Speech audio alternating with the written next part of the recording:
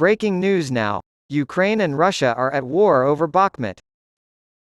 Military officials from Ukraine have stated that Kiev is making persistent efforts to retake territory near the destroyed eastern city of Bakhmut, despite the fact that Russia is sending in reinforcements to counter these efforts. Ukraine's Deputy Defense Minister Hanna Maliar stated on national television, "The Russians are throwing huge numbers of forces into the Bakhmut area. It has been crucial for us to secure strategic heights in these regions." According to reports out of Moscow, Russian forces defeated the Ukrainians near Bakhmut after they made 8 separate attempts to advance eastward. The Russian Defense Ministry reported that Russian forces had attacked the village of Klishchivka near Bakhmut and the surrounding towns with air and artillery strikes, destroying Ukrainian vehicles and equipment. Russia has noted discrepancies in Polish statements regarding the border situation with Belarus, claiming that Poland is habitually quick to escalate tensions. Generally speaking, Poles have a penchant for stirring up trouble and taking matters into their own hands. This line is not new, but it has been developing in recent years, Dmitry Peskov, the Kremlin spokesman, said at a press conference in Moscow. 2 Belarusian helicopters, according to Warsaw, violated Polish airspace on Tuesday. According to reports, thousands of Wagner fighters are currently stationed in Belarus after staging a brief rebellion against Moscow. According to state news agency RIA, Russian President Vladimir Putin has signed a law that will prevent citizens of unfriendly countries from owning shares in major Russian companies and banks. It stated that all systemically important banks and businesses over a certain size in terms of revenue, employees, assets, or taxes paid would be included on a list of Russian firms to be covered by the law. Foreign investors from hostile countries, defined as those that have imposed sanctions on Russia over its war in Ukraine, may have their rights suspended under the law, and their shares may be distributed equitably among Russian owners. The UN Food and Agriculture Organization reported on Friday that global prices for staples like rice and vegetable oil have increased for the first time in months as a result of Russia's withdrawal from a wartime agreement allowing Ukraine to ship grain to the world and India's restriction of some of its rice exports.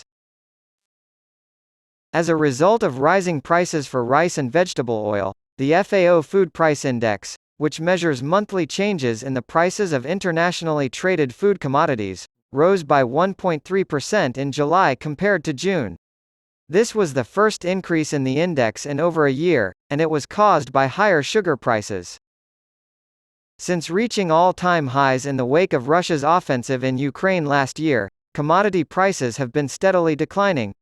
To emphasize the strong U.S. support for Kiev's fight against Russia, Republican presidential candidate Chris Christie has visited Ukraine and met with President Volodymyr Zelensky. Christie, a former supporter of President Trump, is now running against him for the party's 2024 nomination. He does so by highlighting their differences on Ukraine and other issues. After touring damage in Ypres and visiting a mass grave in Bucha, where Ukraine accuses Russian troops of having committed atrocities, the former governor of New Jersey met with Zelensky at the presidential palace. In 2022, when Russian invasion forces gave up trying to seize Kiev, the capital, both cities were retaken by Ukrainian forces. Christie also visited a Kiev facility dedicated to safeguarding children. Recep Tayyip Erdogan, president of Turkey, has said that a date has not been set for a visit by Vladimir Putin, but that negotiations are ongoing and that the two leaders hope Putin will come in August. As Erdogan explained to reporters after Friday prayers in Istanbul, the date is not clear, but the foreign minister and head of the intelligence organization are having talks. Within the context of these discussions, I anticipate that this visit will occur in August at the earliest. Putin and Erdogan spoke on the phone on Wednesday, and it was during that conversation that Putin agreed to visit Turkey soon. As for the Black Sea grain deal, Erdogan assured Putin that Turkey would keep up its intense efforts and diplomacy to get things moving again. The UN nuclear watchdog said in a statement that a month after asking for access, it was granted it and found no explosives at the Russian-held Zaporizhzhia nuclear power plant in southern Ukraine. The International Atomic Energy Agency has repeatedly warned of the potential for catastrophe from nearby military clashes. On July 4, Russia and Ukraine accused each other of planning to stage an attack on Europe's largest nuclear power plant. The plant hosted a small IAEA team that set out to investigate the claims.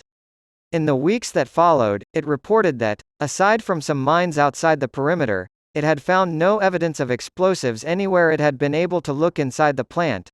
The Polish Interior Minister confirmed that his country had arrested a Belarusian national on suspicion of spying for Russia. Mikhail A., a Belarusian, took part in a spy mission to spy on military installations and harbors. Mariusz Kamiński claimed on X, formerly Twitter, that he also carried out propaganda activities for Russia. According to the state-run PAP news agency, 15 suspected spies have been arrested in recent months, as reported by Kamiński's press office.